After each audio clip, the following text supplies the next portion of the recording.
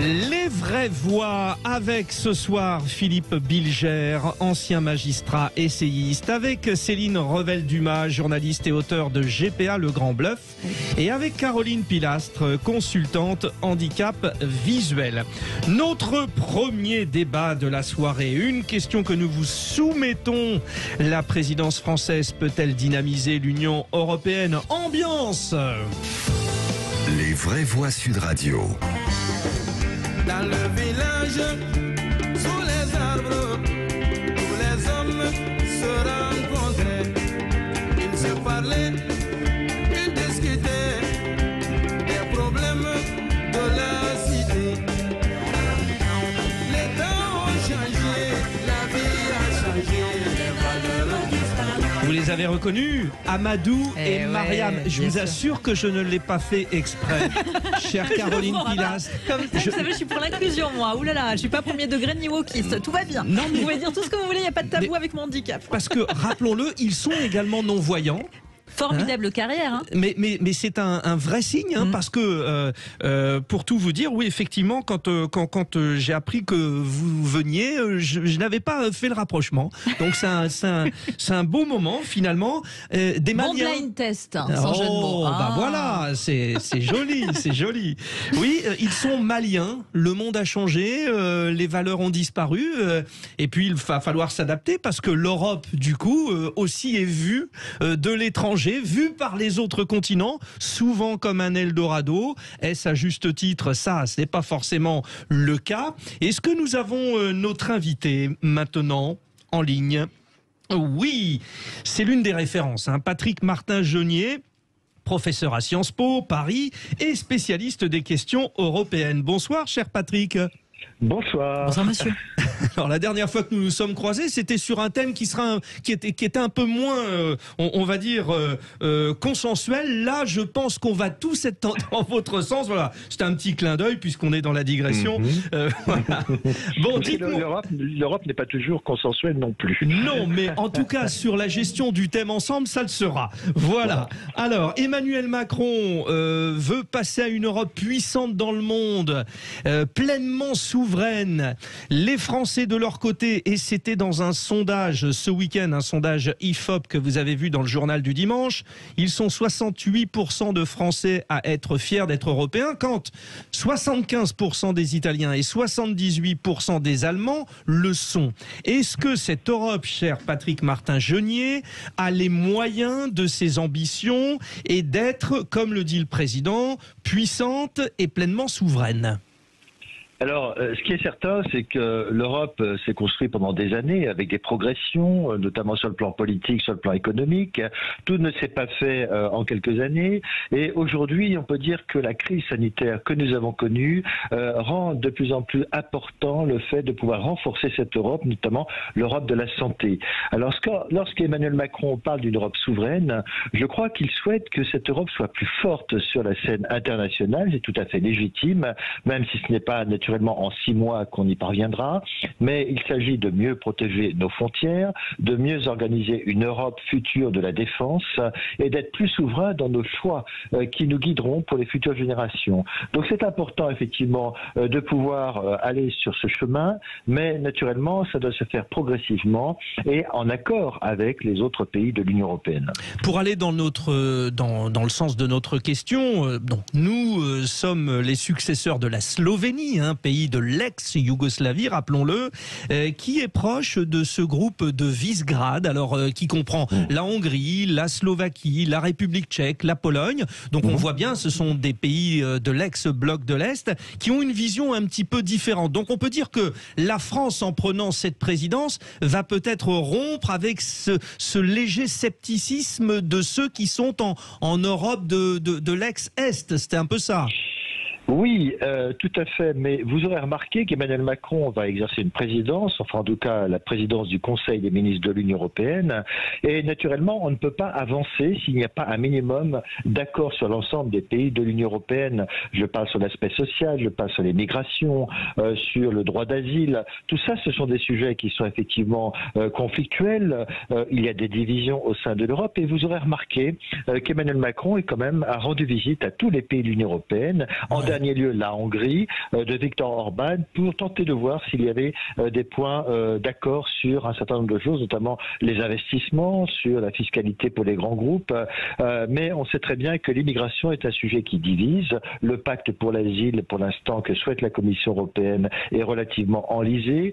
Donc il va essayer de faire avancer tout cela et il était nécessaire, si ce n'est d'avoir l'accord de Viktor Orban, du moins de montrer que, eh bien, il ne prendrait pas de front les pays du groupe de Visegrad, même si, naturellement, il l'a dit lors de sa conférence de l'Élysée le 9 décembre, il insistera également sur le respect des valeurs de l'Union européenne qui sont malmenées tant en Hongrie qu'en Pologne. Les vraies voix entrent dans le débat, ont des questions, des réflexions, mais je vous l'ai dit tout à l'heure, vous aussi, auditeurs, vous pouvez intervenir. Ludovic de Rochefort pour une question, pour une petite réaction à notre thème. Bonsoir Ludovic.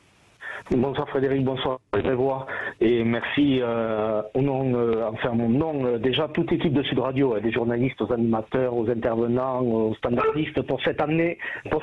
Elle était belle. Bonsoir Ludovic, merci à vous. De débat et de qualité. Merci Ludovic. Une réaction sur le... Oh, on entend le chien derrière. Hein. Oui, excusez-moi. C'est pas grave, j'en ai un aussi, il me fait le coup à chaque fois quand c'est un rendez-vous important. Votre réaction sur le thème? Alors moi, ma réaction, alors déjà, je voudrais déjà m'offenser par rapport au fait que le drapeau de l'Union européenne a été mis sur à l'Arc de Triomphe. Pour moi, c'est une offense à notre histoire. Déjà, c'est ma première réaction. C'est pour marquer le coup, je me doute, mais c'est ma première réaction. Il y a la deuxième. Je pense que la présidence de la France au niveau de l'Union européenne va servir déjà les intérêts d'Emmanuel Macron sur la campagne présidentielle, puisqu'il va en faire un sujet. Je ne serais pas surpris qu'il en parle ce soir dans ses vœux. Mais là où je voudrais venir, c'est que le projet d'Emmanuel Macron dessert avant tout les intérêts de la France, puisqu'il porte, il ne s'en cache pas, de parler de souveraineté européenne, c'est une utopie, ça n'existe pas. La souveraineté appartient à chaque nation. Il souhaite une Europe fédérale, donc c'est une forme de dilution de notre nation et de ce qui la compose au sein de ce monstre européiste. Et on a vu que les différentes crises que nous avons traversées montrent au contraire Français ont aussi besoin de protectionnisme étatique et également d'intelligence économique. C'est noté, Ludovic. Alors, c'était votre point de vue.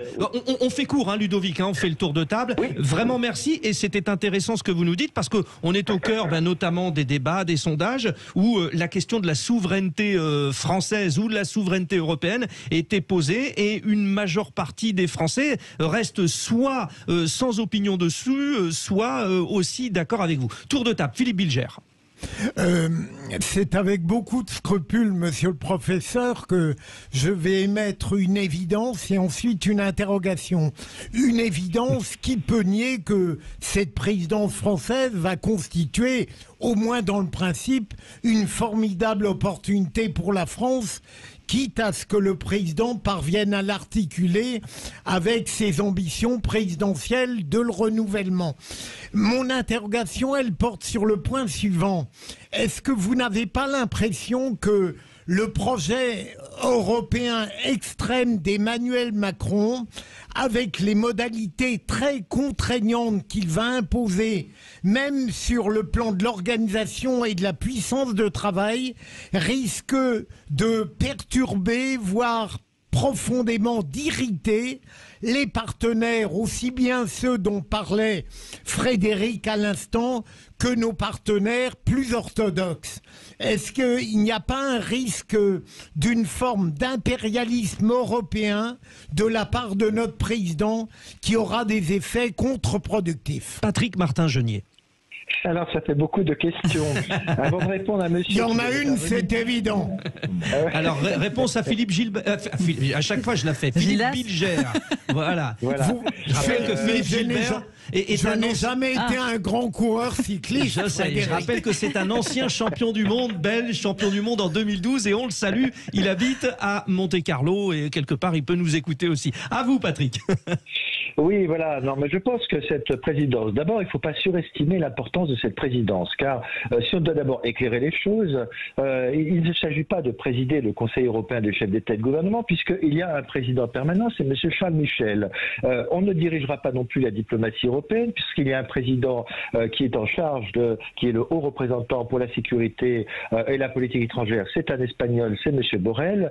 On ne présidera pas la Commission, c'est Mme von der Leyen. Donc, de quoi qu'allons-nous présider exactement? Il faut peut-être éclaircir les choses. Oui, c'est là le fond de la question. Oui, oui. Voilà. Donc, nous n'allons pas diriger de façon impérialiste, comme j'ai entendu, une Europe. Non. On va présider les conseils spécialisés des ministres. C'est-à-dire que lorsqu'un de nos ministres va aller à Bruxelles, le ministre de l'Agriculture, le ministre de l'Environnement, le ministre des Affaires sociales va aller à Bruxelles, il va présider au nom de la France cet organisme. Et ce que nous allons présider, le Conseil des ministres, ce n'est pas un exécutif, c'est une partie du pouvoir législatif. Vous savez, ces fameux règlements, directives que l'on vote, eh bien le Parlement les vote et le Conseil des ministres également. Donc voilà, déjà, ça remet les choses à leur place, si vous voulez. Il n'y aura pas un chef omnipotent de cette Europe, puisqu'il y a un Conseil permanent des chefs d'État et de gouvernement, et il est présidé par un Belge. En revanche, ce qui est important, c'est que cette présidence française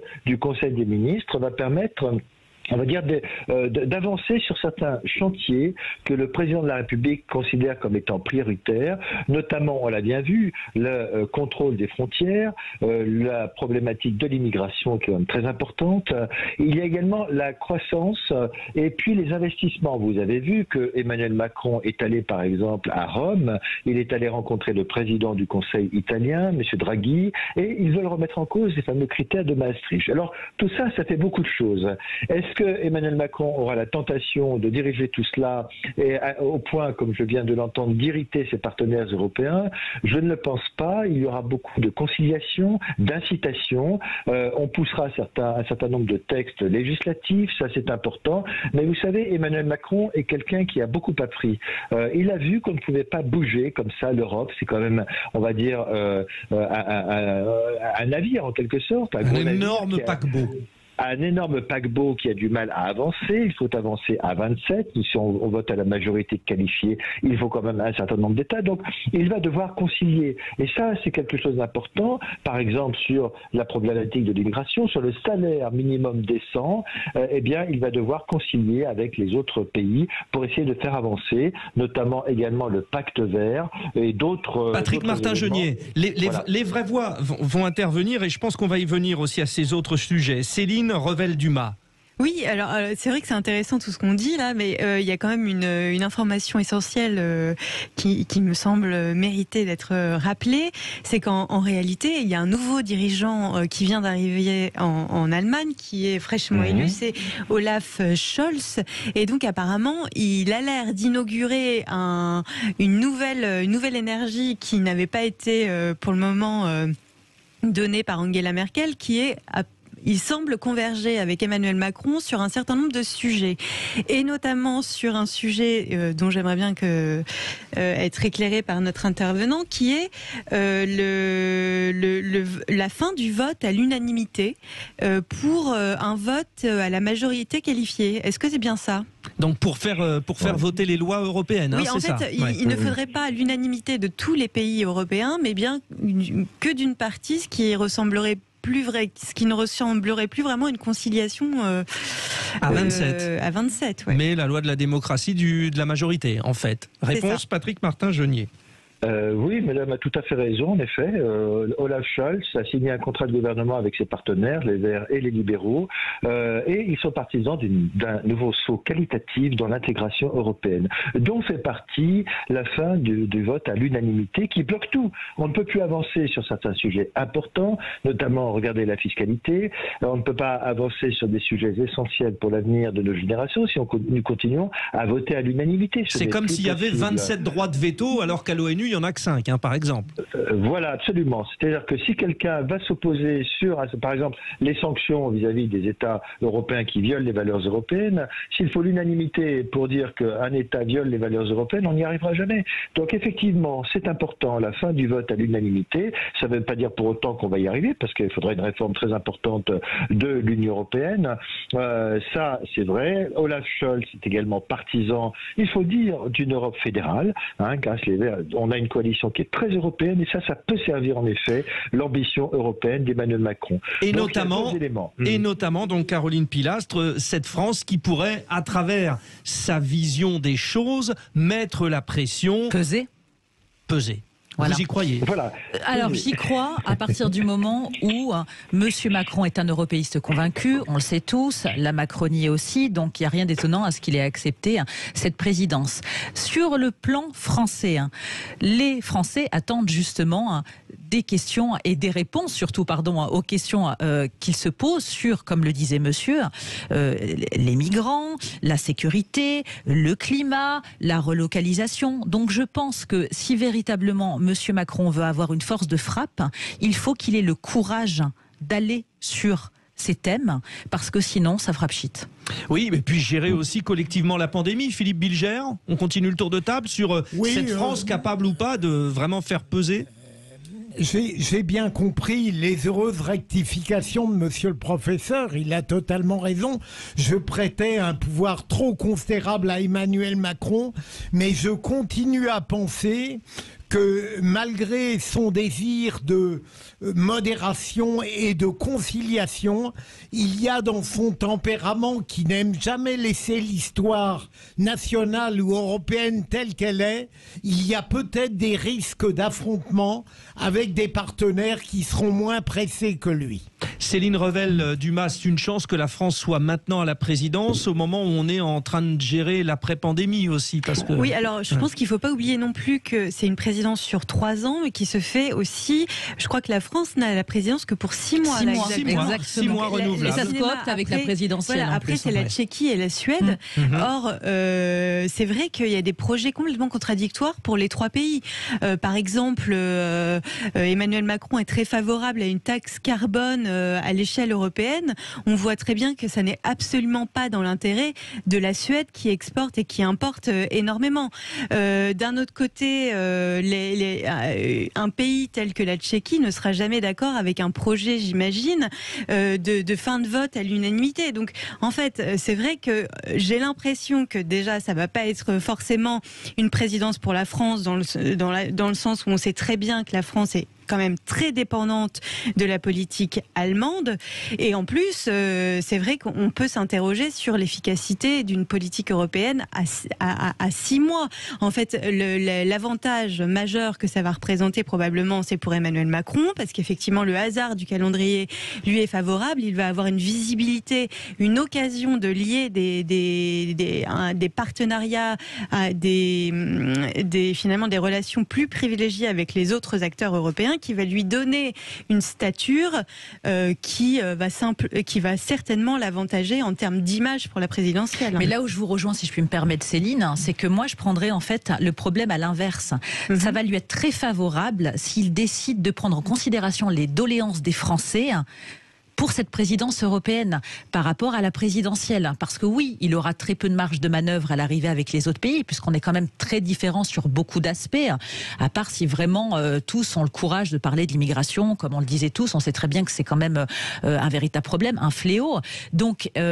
je pense véritablement que c'est une chance pour lui vis-à-vis des sondages français. Dans ce sens-là, moi. Et pour conclure, alors on est obligé de conclure, je suis désolé, c'est vrai que c'est passionnant.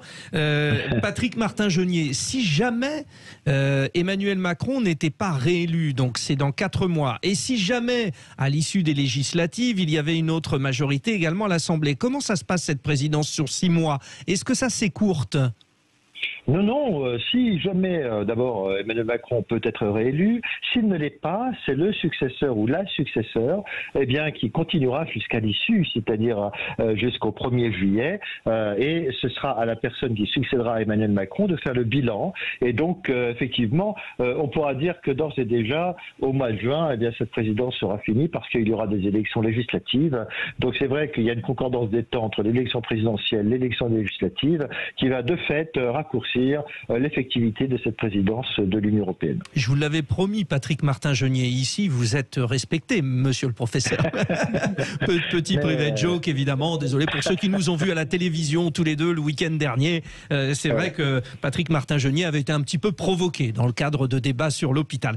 Nous revenons dans un instant. La présidentielle, nous en parlons en plein cœur de cette présidentielle. Merci Patrick Martin-Genier. Les vraies voix dans un instant.